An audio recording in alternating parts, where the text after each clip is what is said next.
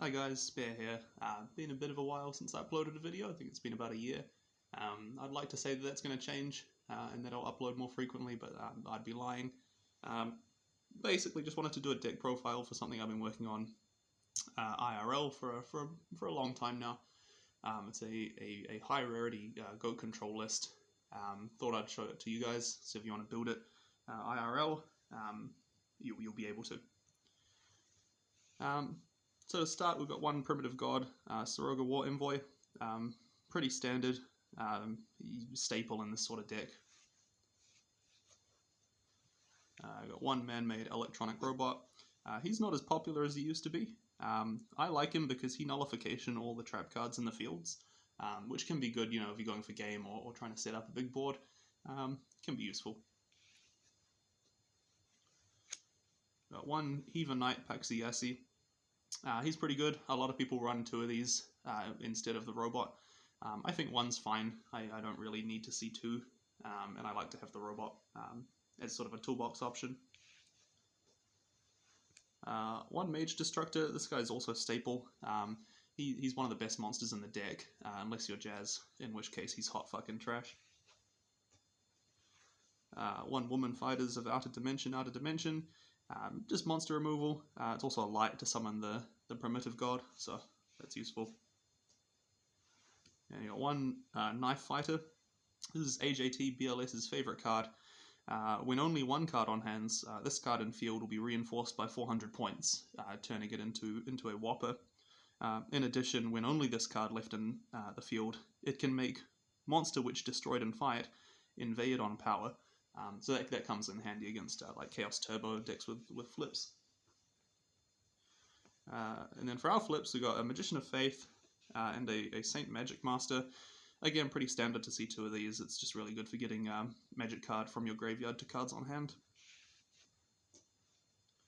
Then we got the Juice Box and Lunch Box combo. We got an Imitator level 1 at Darkness, a Dark Simulation level 1, and a Dark Simulation 3-step. They just draw lots of cards. Yeah, pretty good. Also darks for the primitive god. One YDM. So this card, basically enter summon rebirth of end phase of the turn, will return to the Quantum Master's hand cards. So that's a bit of a drawback.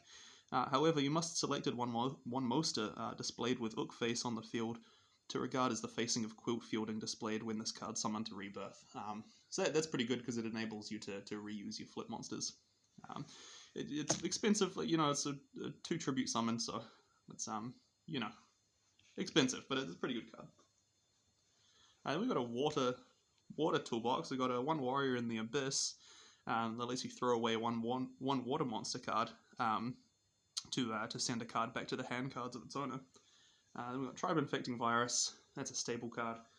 And then, of course, we've got the Killer Snake to use as fodder for these guys. We got one 3-Eyed Devil.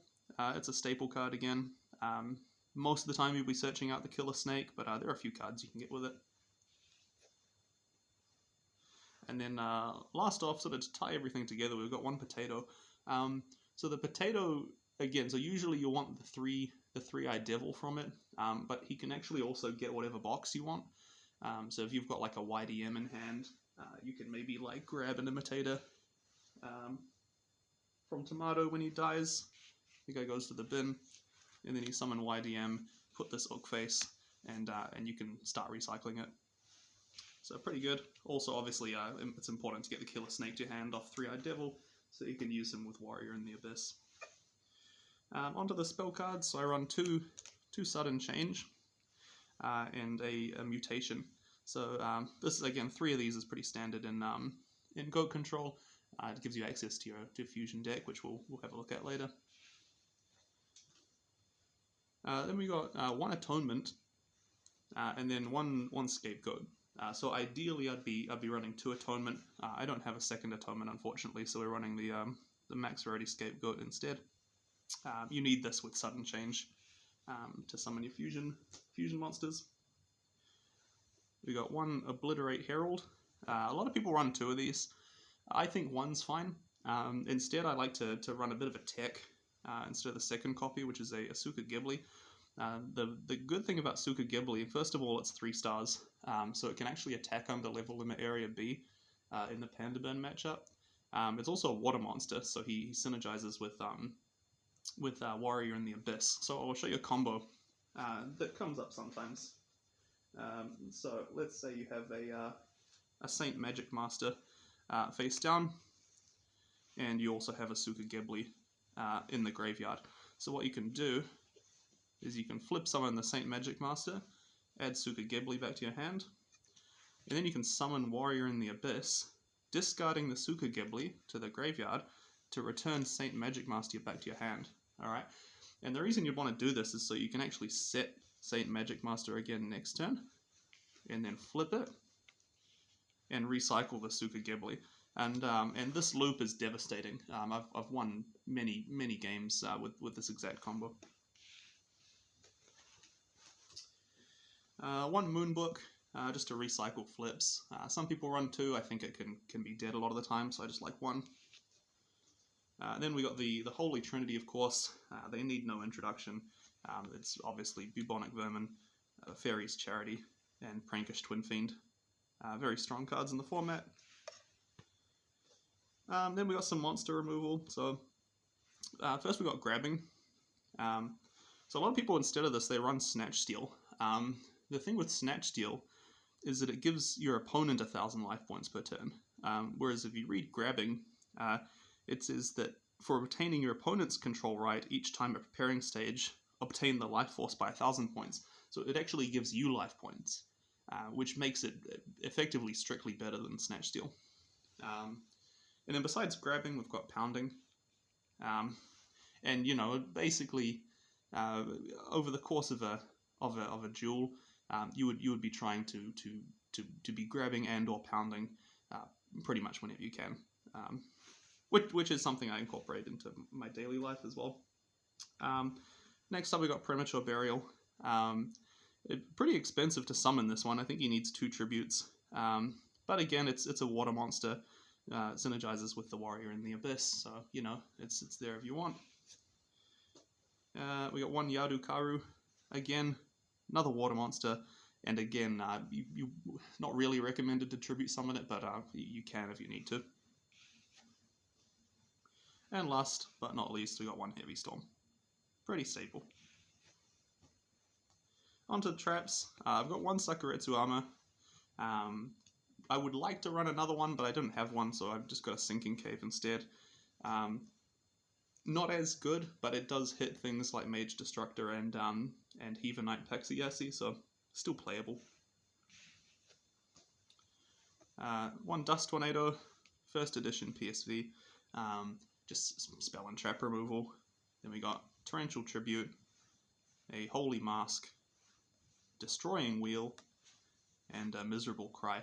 So Miserable Cry is very good in conjunction with the man-made robot. You can pull off some pretty good plays with that. So initially I didn't have a side deck, but I thought, you know, if I ever want to bring this to a tournament, I want to be, you know, have a side deck available so I can, you know, switch some things out against the matchups I might run into. So we got one Pinty Mapiwus. He's pretty good. So when the gift of this card is successfully summoned, you can destroy at most 2 cards of Witchcraft and Trick on battlefield. So if there's like really heavy trick decks, so like Panda Burn, Pac-Man, stuff like that, I'd bring it in just to get rid of the tricks and the Witchcraft. 2 Grave Scout. This is good against Warrior.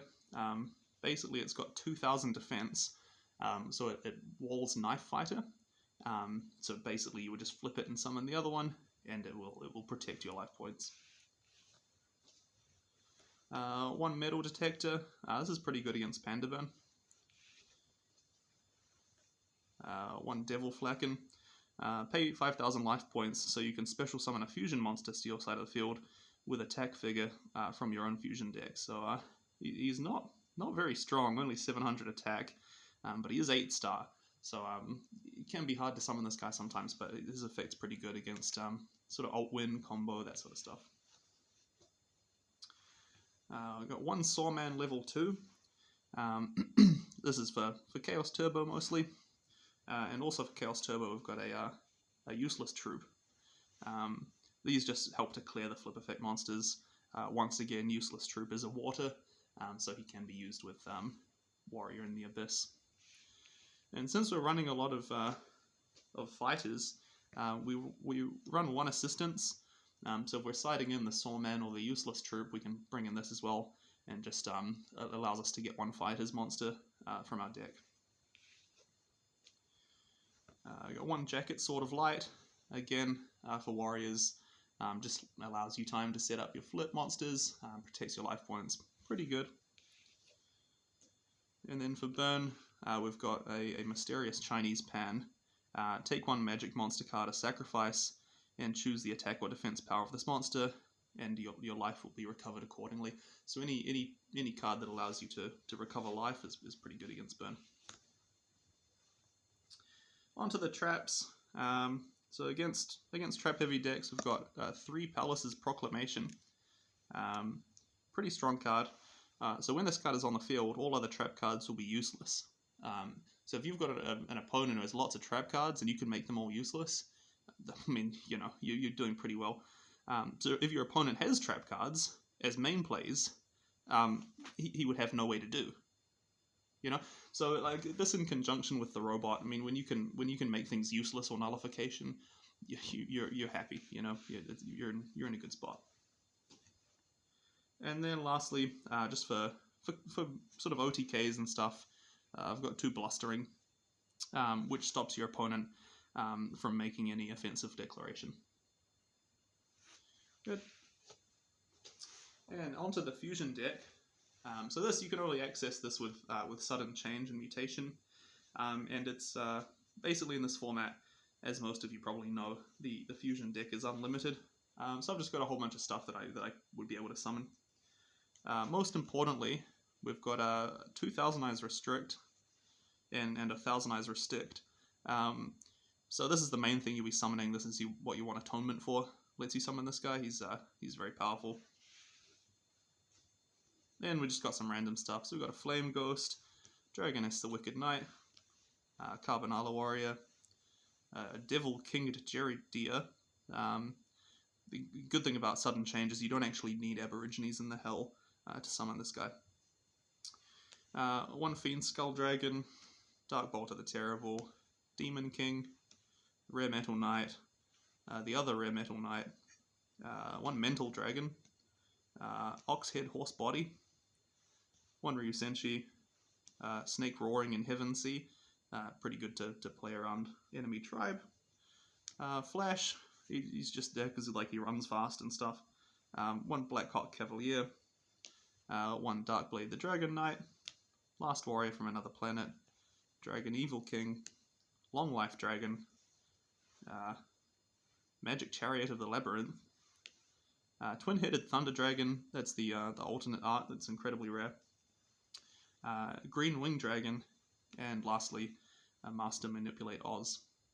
Cool, so that's it for the deck. Any questions, leave them down in the comments below, and yeah, if anyone, as I said, I'm still looking for a second atonement. If anyone has a second atonement, please hit me up. I'd just like to make a shout out to Alephia and somebody else whose name I don't remember, but who have sent me some of these cards. So thanks very much for that, and yeah, have a good rest of your day.